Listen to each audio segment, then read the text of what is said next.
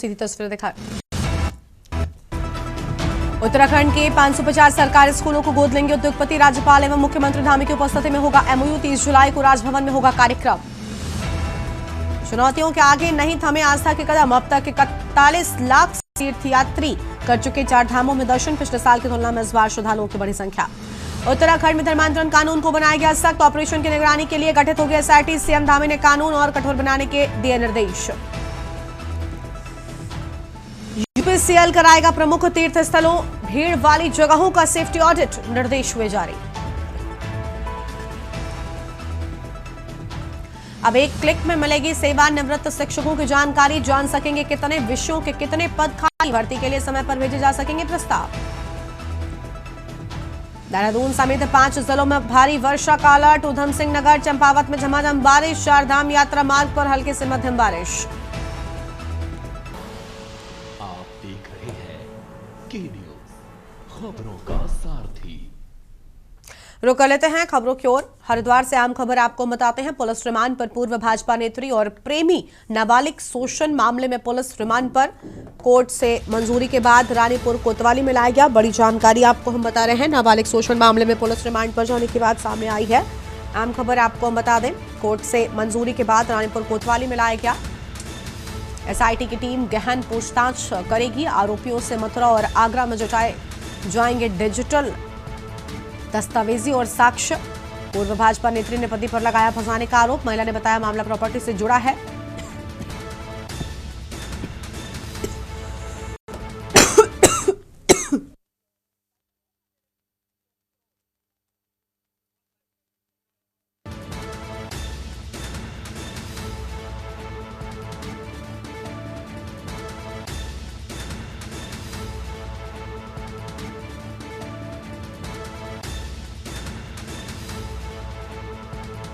महिला ने बताया मामला प्रॉपर्टी से जुड़ा। अहम जानकारी आपको हम बता दें।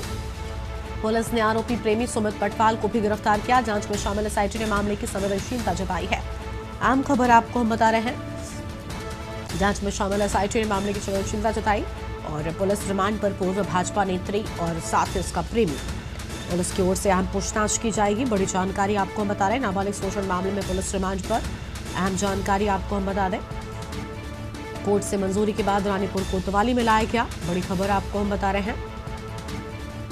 एसआईटी की टीम गहन पूछताछ करेगी आरोपियों से।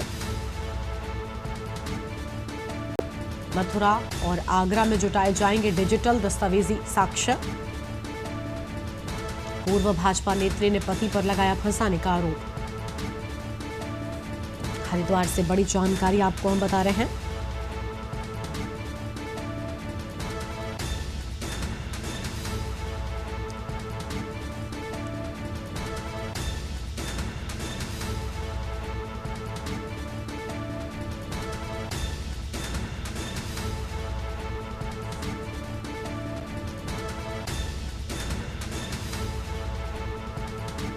पुलिस ने आरोपी प्रेमी सुमित पटवाल को भी गिरफ्तार किया। अहम जानकारी आपको हम बता दें।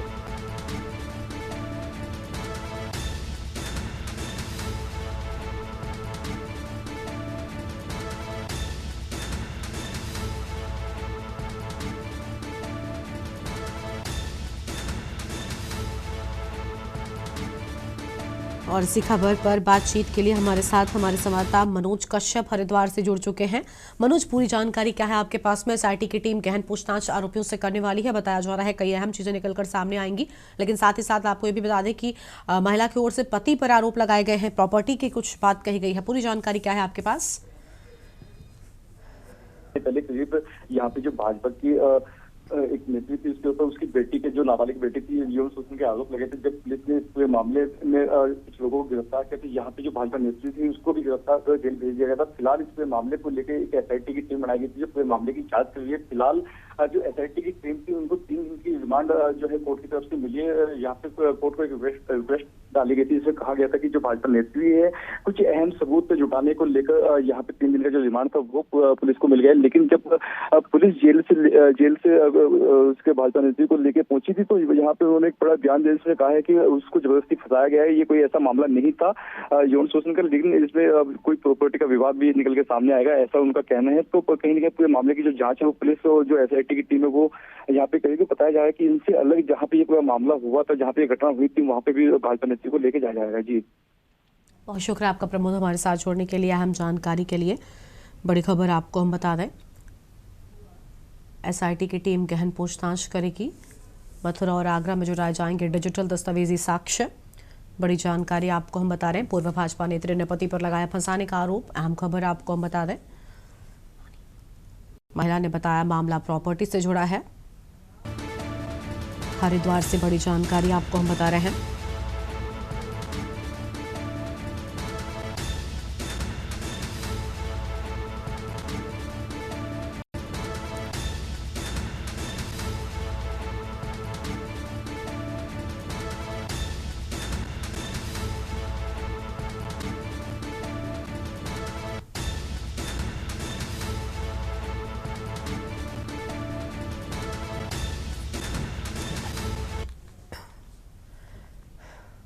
मनसा देवी मंदिर की भगदड़ में 6 श्रद्धालुओं की मौत और दर्जनों के घायल होने के बाद राजनीति तेज हो गई है। घटनास्थल का जायजा लेने पहुंचे प्रदेश कांग्रेस अध्यक्ष करण माहरा ने प्रशासन पर पूरी तरह से नाकाम होने का आरोप लगाते हुए कहा कि भीड़ प्रबंधन के नाम पर सरकार सिर्फ धार्मिक आयोजनों को वोट बैंक की तरह देख रही है। माहरा ने दावा किया कि मंदिर परिसर में करंट फैलने के सबूत उनके पास मौजूद हैं, न्यायिक जांच कराई जानी चाहिए। कांग्रेस नेता ने व्यवस्था पर सवाल उठाते हुए कहा, दर्शन मार्गों को एक तरफा नहीं किया गया, जबकि सुरक्षा ड्यूटी में NCC जैसे स्वयंसेवी छात्रों की भी मदद ली जा सकती थी। कांवड़ यात्रा पर टिप्पणी करते उन्होंने अधिक जल ले जाने की होड़ को खतरनाक बताया और कहा कि कांवड़िए मटके में जल लेकर जाते हैं, बिना जांच कुछ भी ले जाया जा सकता है, आतंकवादी तक घुल मिल सकते हैं। सरकार ने अभी तक करण माहरा के आरोपों पर कोई आधिकारिक प्रतिक्रिया जारी नहीं की है।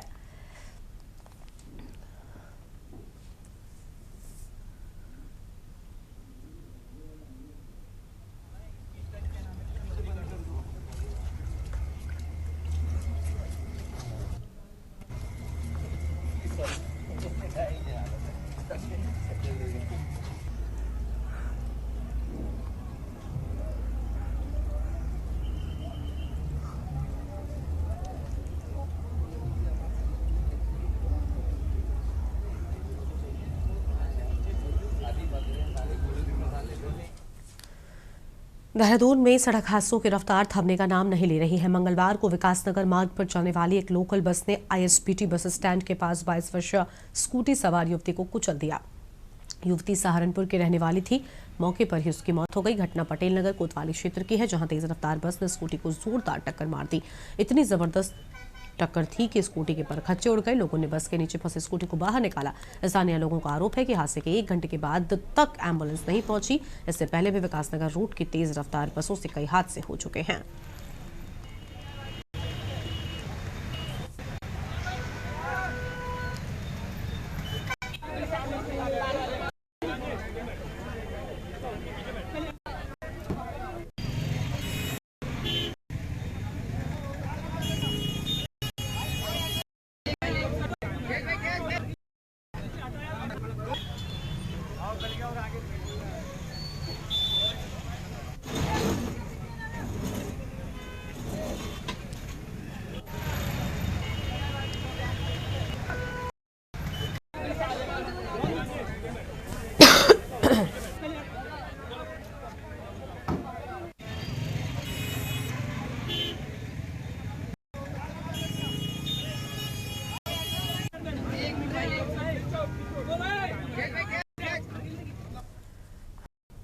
काशीपुर के क्षेत्र में पंचायत चुनाव के बाद माहौल तनावपूर्ण हो गया है।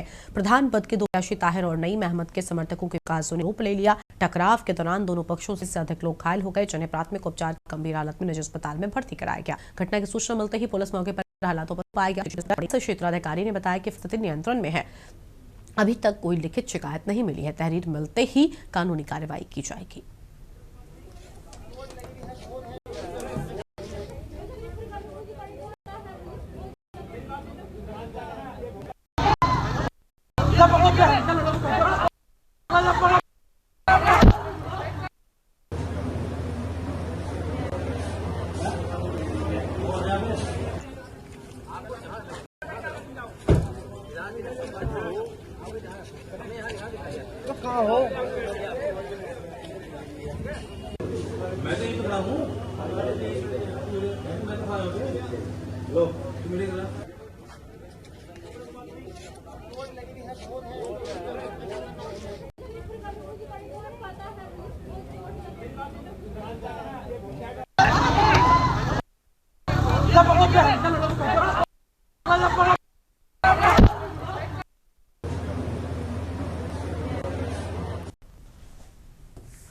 हरिद्वार थाना क्षेत्र में नाबालिग की बेटी से यौन शोषण के सनसनीखेज मामले में पुलिस ने पूर्व नेत्री और उसके प्रेमी सुमित पटवाल को 3 रिमांड पर लिया।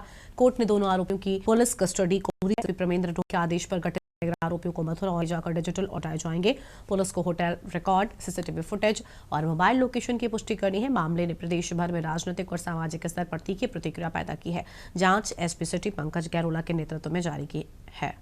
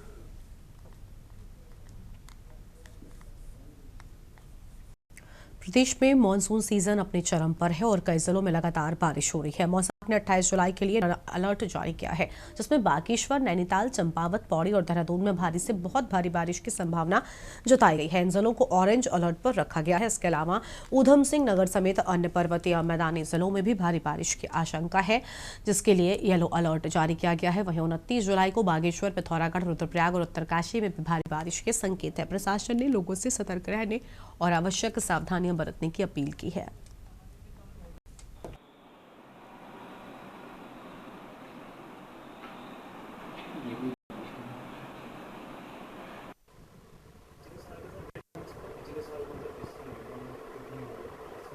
पिछले साल का इसमें है, वेबसाइट में मिल जाएगा।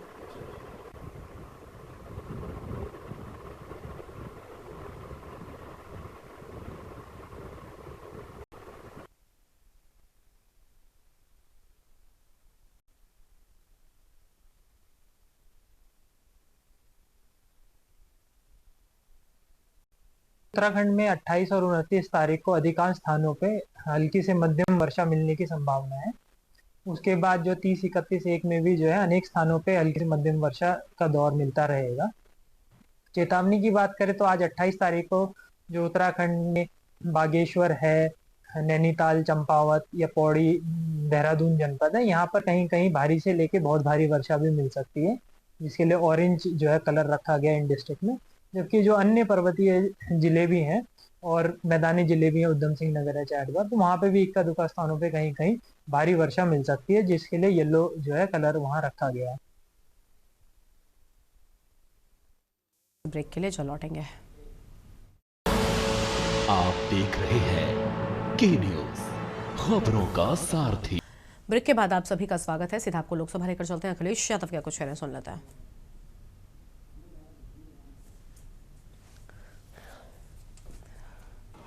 मैं दुनिया को बनाने में लगा हूं, मेरा घर मुझसे रूठा जा रहा है। अध्यक्ष महोदय, बात शुरू करने से पहले मैं सबसे पहले भारत की सेना उसका आभार, उसका धन्यवाद देना चाहता हूं। दुनिया में साहसी फौजों में गिनती अगर होती है तो हमारी भारत की सेना सबसे आगे दिखाई देगी। उनके पराक्रम पर, उनकी वीरता पर, उनके अदम्य शौर्य पर हमें सबको गर्व है। कोई ऐसा भारतीय नहीं होगा जिसको गर्व न हो। हमें अपनी फौज पर गर्व है और हमें इस बात के लिए भी गर्व है कि जब सेना ने अपना ऑपरेशन शुरू किया तो पाकिस्तान के जितने भी टेररिस्ट कैंप थे उन पर अटैक किया गया।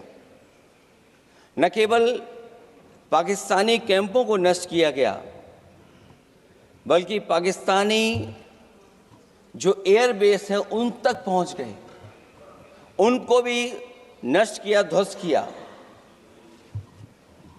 और जब हमारी फौज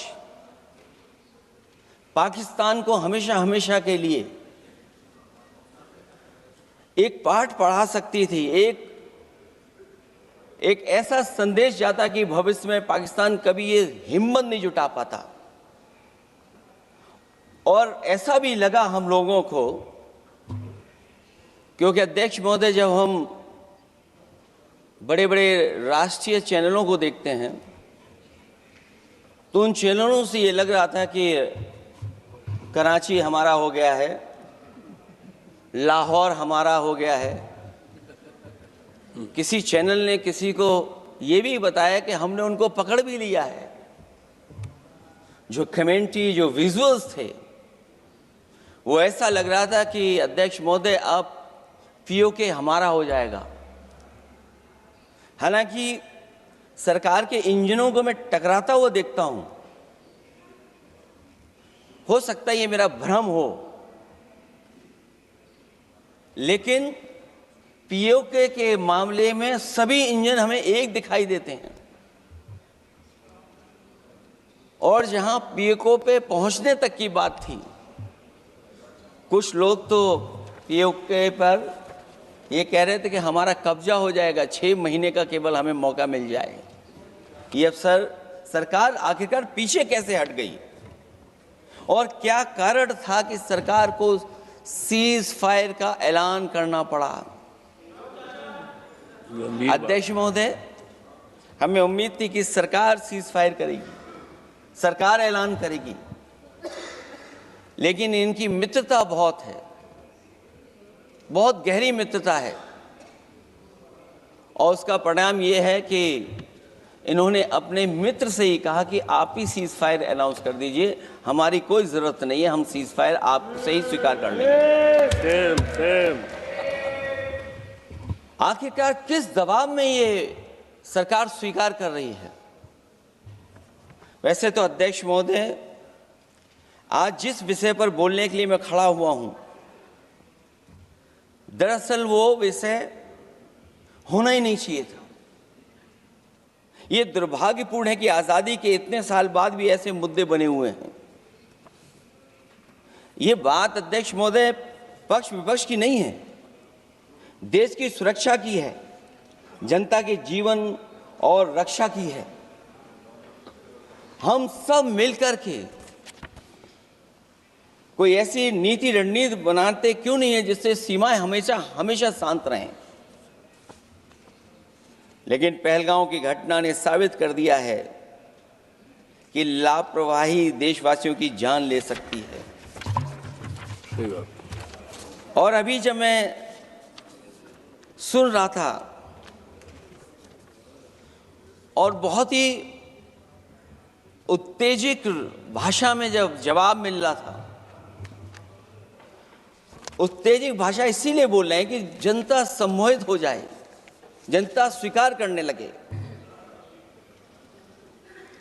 लेकिन सच्चाई ये नहीं है। आप कितना भी उत्तेजित बोलें, देश की जनता समझ रही है। ये सही है कि जनता के इमोशंस का लाभ आप उठा रहे हैं शासन करने के लिए। जनता का इमोशन का लाभ उठाती है सरकार। मुझे याद है कि जिस दिन पहलगाम हमला हुआ उस दिन वहां का हर पर्यटक पूछ रहा था, जो पर्यटक पूछ रहे थे